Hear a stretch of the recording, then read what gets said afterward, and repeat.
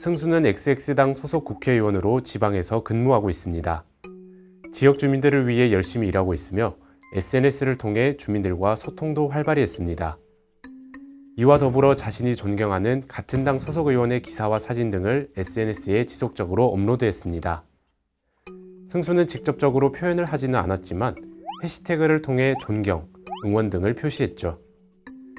시간이 조금 지나 해당 의원은 XX당 당내 경선에 출마하게 됐고 승수는 그 의원의 기사와 사진 등을 전과 똑같이 업로드했습니다.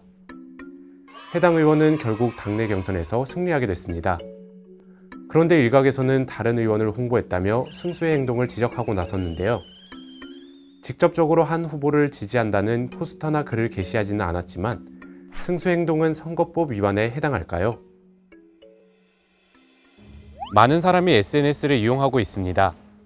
친한 친구들과 소통은 물론이고 계정을 활용해 광고를 하기도 하는데요. 유명 연예인의 개인 SNS 피드 하나의 광고 파급력이 억대를 기록하기도 하고 이 SNS가 선거운동에도 활용될 수가 있습니다.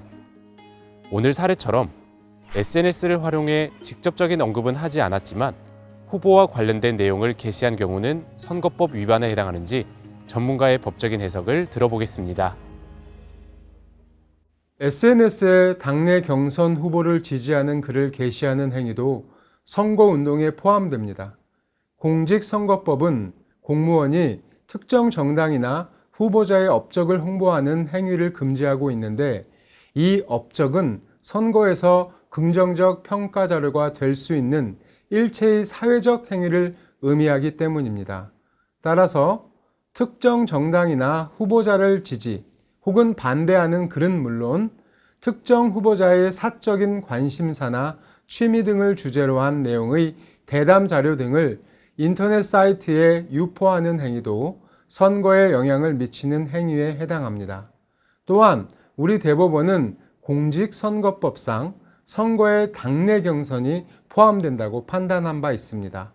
그렇지만 이 사건에서 승수의 행동이 공직선거법 위반 행위는 될 수 없습니다. 국회의원과 그 보좌관, 비서관, 비서 및 지방의회 의원은 선거에 영향을 미치는 행위가 금지된 공무원에서 제외되기 때문입니다. SNS를 활발하게 사용하는 요즘에는 이 SNS를 충분히 선거 홍보를 위한 수단으로 활용할 수가 있습니다. SNS에서 잘못된 언어 선택으로 계정을 폐쇄한 경우도 쉽게 볼 수 있을 만큼 후보자들은 SNS를 유용하게 사용할 수 있지만 조심해야 할 부분도 많은데요. 정치적 중립을 지켜야 하는 공인들은 민감한 선거철에 특히 주의해야 할 것입니다.